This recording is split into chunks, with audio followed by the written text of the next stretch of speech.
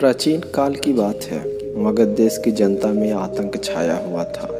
अंधेरा होते ही लोग घरों से बाहर निकलने की हिम्मत नहीं जुटा पाते थे। कारण था अंगुलीमाल।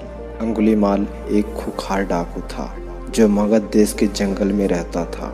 जो भी राहगीर उस जंगल से गुजरता था वह उसे रास्ते में लूट लेता था और उसे मारकर उसकी एक उंगली काटकर माला के रूप में अपने गले में पहन लेता था।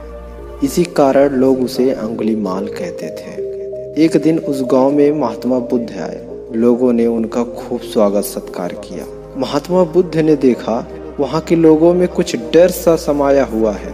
महात्मा बुद्ध ने लोगों से इसका कारण जानना चाहा। लोगों ने बताया कि इस डर और आतंक का कारण डाकू अंगुलीमाल है। वह निरपराध राहगीरों की हत्या कर देता है। महात्मा बुद्ध ने मन में निश्चय किया कि उस डाकू से अवश्य मिलना चाहिए।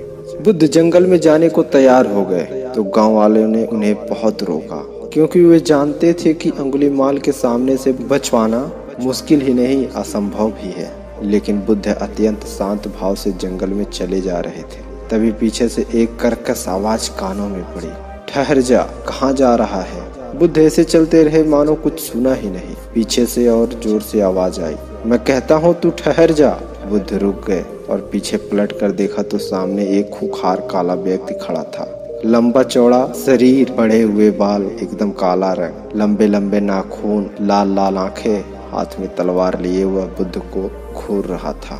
उसके गले में अंगुलियों की माला लटक रही थी। वह बहुत ही डरावना लग रहा था। बुद्ध ने शांत व मधुर स्वर में कहा, मैं तो ठहर गया, भला तू कब ठहरेगा? अंगुलीमाल ने बुद्ध के चेहरे की ओर देखा। उनके चेहरे पर बिल्कुल भी भय नहीं था, जबकि जिन लोगों को वह रोकता था वे भय से थर थर कांपने लगते थे। अंगुलीमाल बोला, हे सन्यासी, क्या तुम्हें डर नहीं लग रहा? देखो मैंने कितने लोगों को मारकर उनकी उंगलियां की माला पहन रखी है। बुद्ध बोले, तुझसे क्या डरना? डरना है तो उससे डरो जो सचमुच ताकतवर है। अंगुलीमाल जोर से हंसा, हे साधु, तुम समझते हो कि मैं ताकतवर नहीं हूँ? मैं तो एक बार में 10-10 लोगों के सिर काट सकता हूँ। बुद्ध बोले, यदि तुम सचमुच ताकतवर हो तो जाओ उस पेड़ के 10 पत्ते तोड़ लाओ। अंगुलीमाल ने तुरंत 10 पत्ते तोड़े और बोला, इसमें क्या है, कहो तो मैं पेड़ ही उखाड़ लाऊं। महात्मा बुद्ध ने कहा, नहीं, पेड़ उखाड़ने की जरूरत नहीं है। यदि तुम वास्तव में ताकतवर हो तो जाओ इन पत्तियों को पेड़ में जोड़ दो।